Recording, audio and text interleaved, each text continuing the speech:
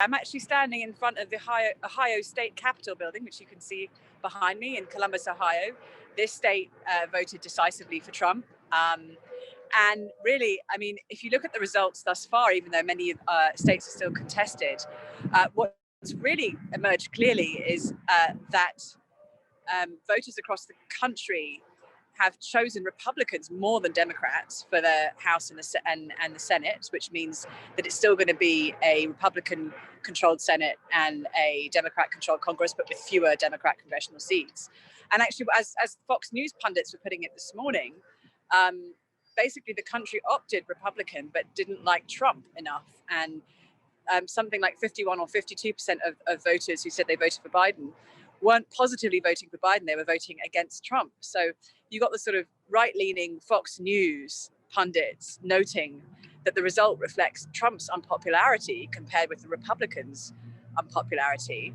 And whichever way this election goes, you're either going to have Biden unable to do anything because he doesn't have Congress behind him, or you have Trump with a very slim Senate majority.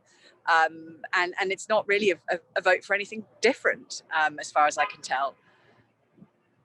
And so, 4 years ago, the Democrats managed to lose the election pretty disastrously in what was seen as kind of a historic defeat. In a way, not much solace for them today. No, I mean, obviously the result makes a massive difference to things like international policy. Who wins this contest, which is now going to be decided over the days and possibly weeks in the courts or in the postal ballot counts in states like Pennsylvania, will make a huge difference to the rest of the world. It will be the difference between millions of women across the world being able to access contraception and other family planning health services. It has knock-on effects for the treatment of serious diseases, and not only the coronavirus, but HIV and other pandemics that we're dealing with across the world. And it has a massive implication for the future progress on action against climate change. So if Biden wins, if he manages to take the White House, then there are profound consequences for that across the world. But here in the United States, given the way the Senate and Congress is looking, it's not a mandate for change. So, there in Ohio, it looks like it's quite kind of empty. There's a lot of talk about unrest after the election, about, what kind of mess might ensue. Have you seen anything so far? Well, no, not at all. In fact, the sounds that you can hear in the distance is a small and very peaceful Black Lives Matter protest right in front of me. Just a few people playing some music, sitting in the sun, smiling, having a nice time. And it's been incredibly peaceful here so far. But I think, it's interesting, both voters on both sides of the divide express their fears of violence. People who considered themselves in the center and not aligned with one party or the other feared that there would be violence on either side, whichever side didn't win. We've not seen any of that yet, but we also don't know what the result is yet. And I think when the result is clearer, there may be more reaction. And we've already seen, I was just seeing an email from the Donald Trump campaign, and I'm sure there have been many with Trump saying the election is going to be stolen from him because of postal ballots. This election is going to drag on and on. How do you think that's going to play out on the ground in the places you've been? I mean, we're just about to get in the car and go across the state border into Pennsylvania, so I'll have more answers for you in the next couple of days. Yes, we always expected there to be a fear-mongering narrative coming out of the Trump campaign. And yes, also Democrats fear that the election is going to be stolen from them. And Biden's been more temperate in his language and his position. But I have no doubt that both sides will be fundraising furiously to fight this all the way to the Supreme Court if necessary. And there will be a war in the airwaves and the fundraising machines of both parties to rally the troops and rally support. And it's interesting.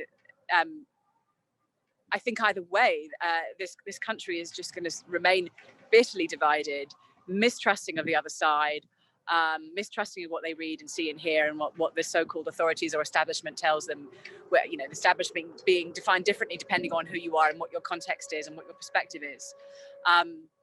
Yeah, I don't see this one working out particularly peacefully or equitably or in a consensus-driven way.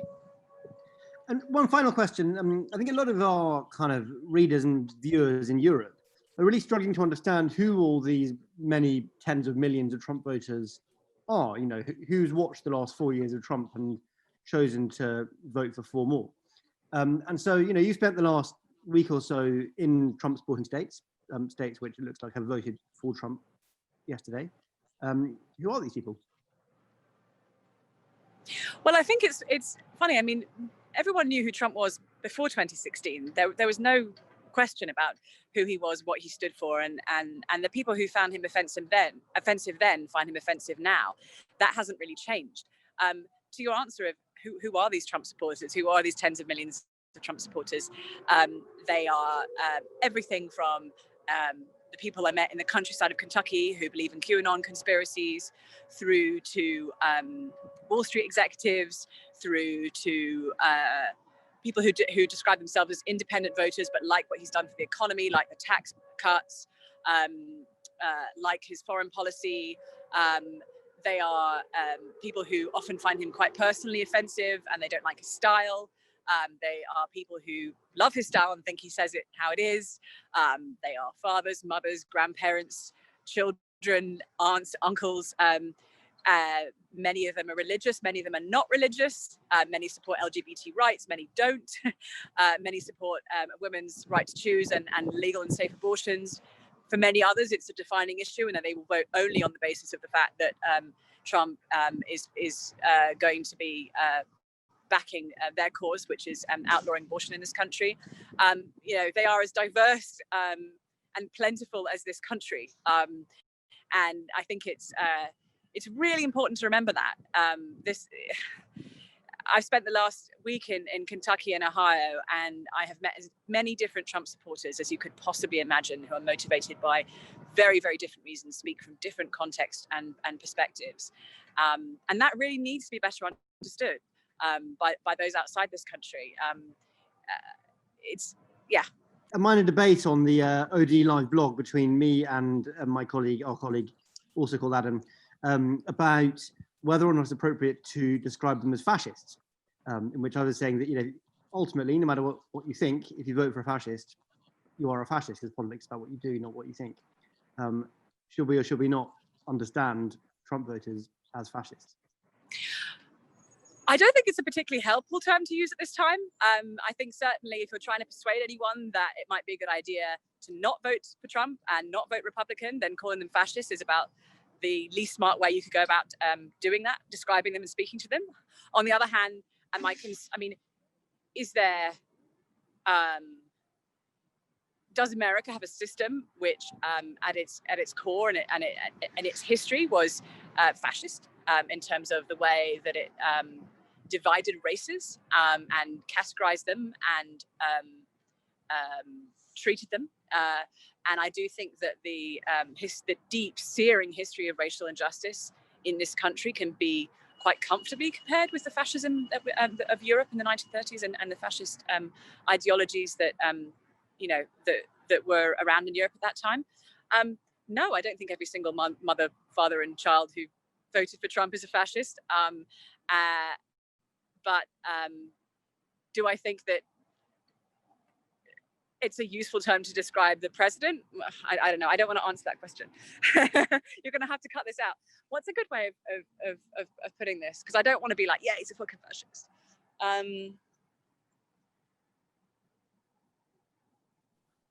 I think you could say that there are 2 separate questions. One is it politically useful to use that label? The other is it an academically accurate? Is it useful in context of history? Yeah. Okay. So ask me again. What's that? Just ask me again. It will prompt me.